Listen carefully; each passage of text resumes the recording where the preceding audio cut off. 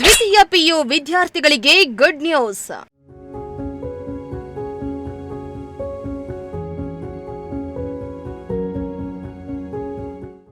ಯಾವಾಗ ಪರೀಕ್ಷೆ ಫಲಿತಾಂಶ ಪ್ರಕಟ ಆಗತ್ತೆ ಗೊತ್ತಾ?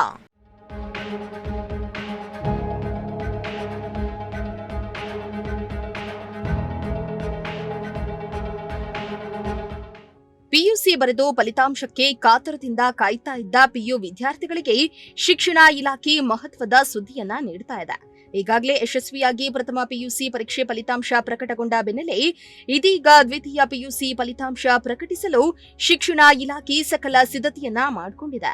ಫೆಬ್ರವರಿ 28ರಿಂದ ಮಾರ್ಚ್ 17ರವರೆಗೆ ರಾಜ್ಯದ ಸುಮಾರು 1017 ಪರೀಕ್ಷಾ ಕೇಂದ್ರಗಳಲ್ಲಿ ದ್ವಿತೀಯ ಪಿಯುಸಿ ಪರೀಕ್ಷೆ ನಡೆದಿದ್ದು, ಏಪ್ರಿಲ್ 7 ಅಥವಾ 8ರಂದು ಫಲಿತಾಂಶ ಪ್ರಕಟವಾಗುವ ಸಾಧ್ಯತೆ ಇದೆ. ಪರೀಕ್ಷಾ ಫಲಿತಾಂಶ ದಿನಾಂಕ ಪ್ರಕಟವಾಗಿದ್ದು, ವಿದ್ಯಾರ್ಥಿಗಳಲ್ಲಿ ಆತಂಕ, ಸಂತೋಷ ಹೆಚ್ಚಾಗಿದೆ.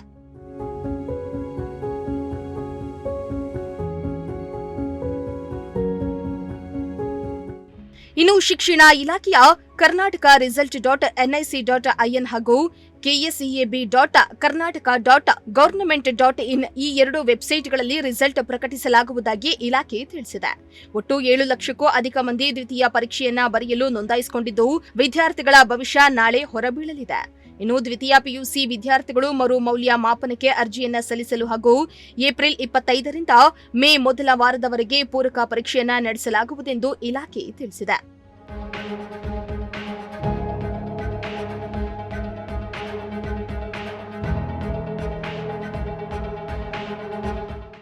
ಇನ್ನು ಪಿಯು ವಿದ್ಯಾರ್ಥಿಗಳಿಗೆ ಪ್ರಜಾಶಕ್ತಿ ವತಿಯಿಂದ ಆಲ್ ದಿ ಬೆಸ್ಟ್. ಹಾಗೆ ಫಲಿತಾಂಶ ಅದೇನೇ ಬರಲಿ, ಸೋಲು ಗೆಲುವು ಕಾಮನ್. ಫೇಲ್ ಆಯ್ತೆಂದು ಕುಗ್ಗೋದು ಬೇಡ. ಮತ್ತೆರಡು ತಿಂಗಳಲ್ಲಿ ಮರು ಪರೀಕ್ಷೆ ಇರ್ಲಿದ್ದು ಚಿಂತೆ ಬೇಡ.